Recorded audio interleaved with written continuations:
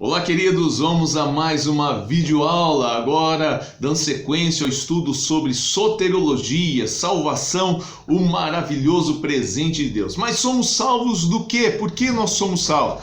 Não há nenhum ser humano neste universo que não seja pecador.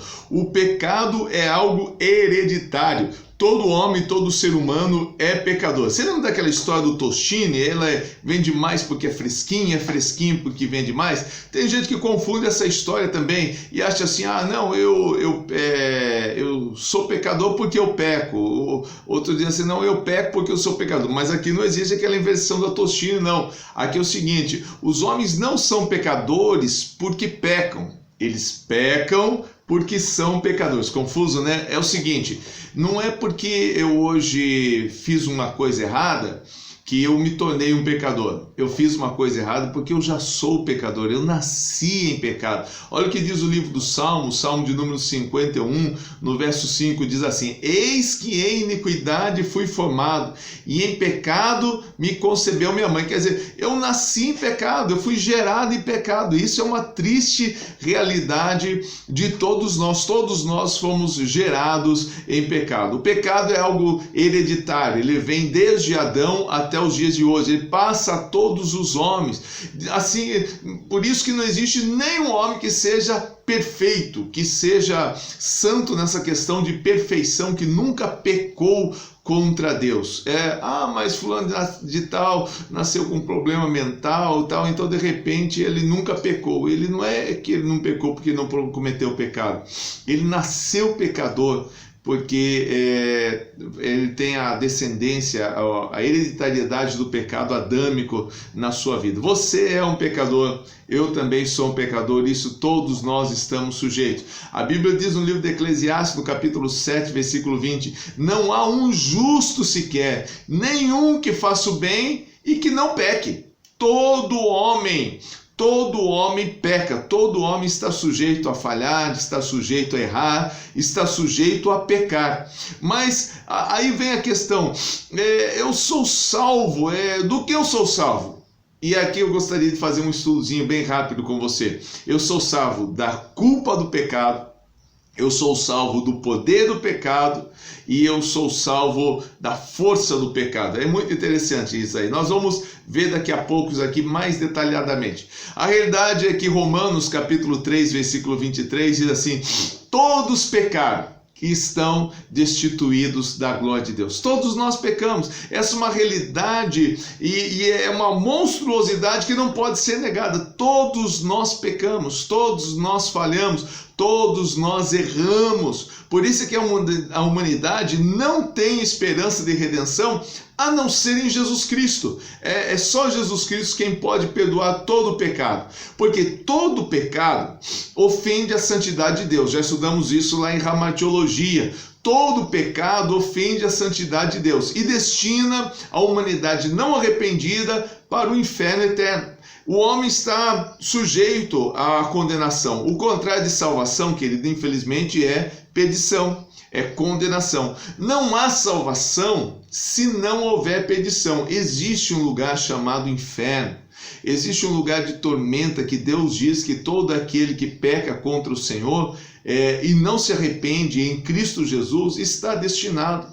Então, não tem como escapar aqui. Mas nos dias de hoje, a questão da perdição está sendo muito questionada. Algumas religiões até dizem que não há perdição, morreu, acabou aqui mesmo, né? E se você questiona a respeito da salvação, da perdição, uma coisa que ela é real, ela existe. O diabo tem ceifado muitas pessoas e levado para o inferno.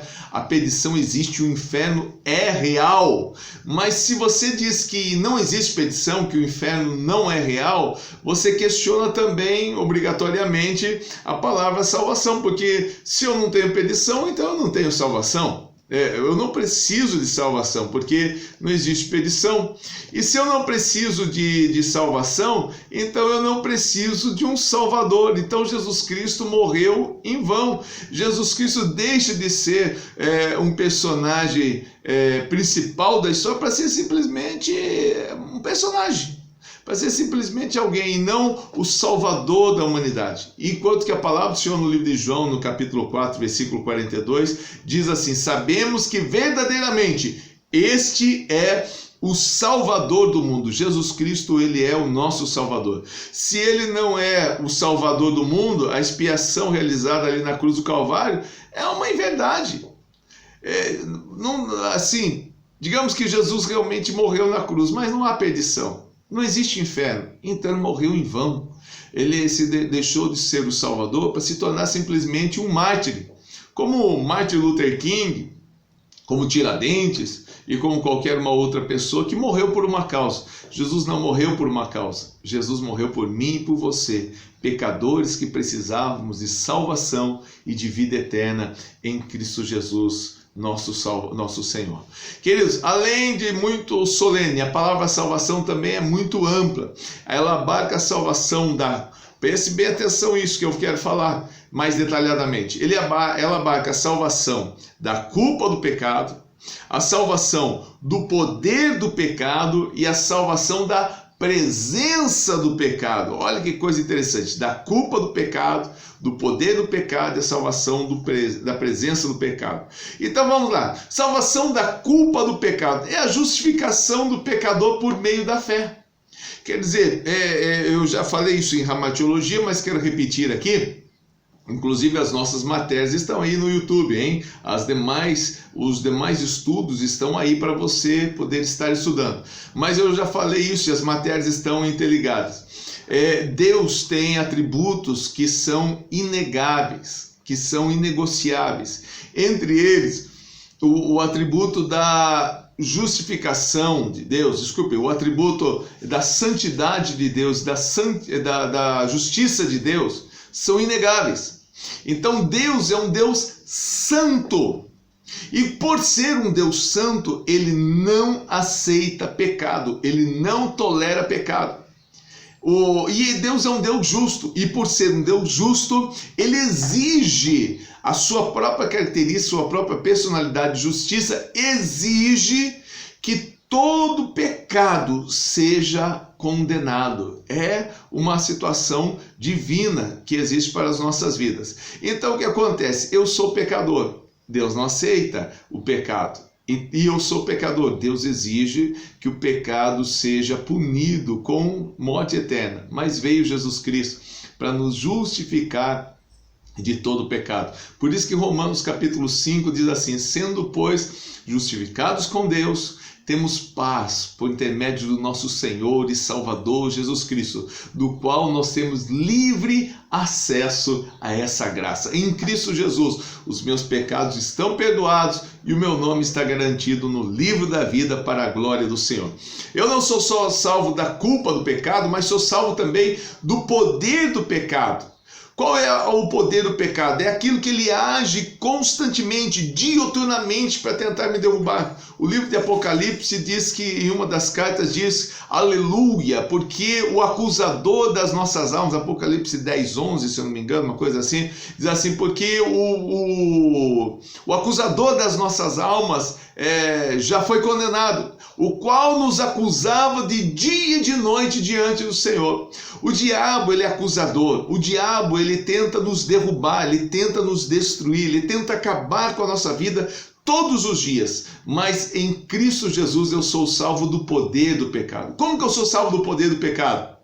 Através de algo chamado santificação. É a minha separação para Deus. É o momento que eu estou fazendo minha autonegação, dizendo: eu não quero pecado, eu agora quero Cristo Jesus, o meu Senhor. Isso é possível nas nossas vidas através da oração, através do jejum, pela ação direta do Espírito Santo de Deus na nossa vida. E eu sou salvo não só da culpa do pecado e do poder do pecado, mas também sou salvo da presença do pecado. Se o pecado estiver presente em mim, eu estou condenado ao inferno, eu estou condenado à morte eterna. Mas em Cristo Jesus eu tenho o grande prazer de saber que quando eu morrer, meu corpo não vai ficar na sepultura, mas eu estarei com Cristo Jesus, nosso Senhor. Receberei novo corpo, viverei num novo céu e numa nova terra em Cristo Jesus. Daí eu posso dizer que eu fui salvo, sou salvo e serei salvo. Fui salvo da culpa do pecado, sou salvo do poder do pecado e serei salvo da presença do pecado. Olha que coisa maravilhosa é isso na nossa vida. Então, fui salvo, sou salvo e serei salvo. Algumas pessoas que dizem ter um passado terrível, dizem não ter o direito da salvação. Isso é uma grande mentira diabólica. A Bíblia diz no livro de Atos, capítulo 17, versículo 30, mas Deus, não levando em conta o tempo da ignorância, o tempo que eu não conhecia Cristo, manda agora que todos os homens em todos os lugares se arrependam e recebam a salvação em Cristo Jesus nosso Senhor. Não importa qual grande foi o seu passado, não importa qual terrível foi o seu passado, em Cristo Jesus eu sou nova criatura. Quem está em Cristo, nova criatura é. As coisas velhas já se passaram e eis que tudo se fez novo. Nós continuaremos essa aula, daremos sequência a essa aula, mas por favor, querido, não se esqueça de se inscrever aqui, ou sei lá onde, aí no Facebook, no YouTube aqui embaixo, né? E se inscreva no nosso canal, participe, divulgue, espalhe, compartilhe. Essas aulas irão abençoar muita gente. Deus te abençoe e até a próxima aula em nome de Jesus. Amém.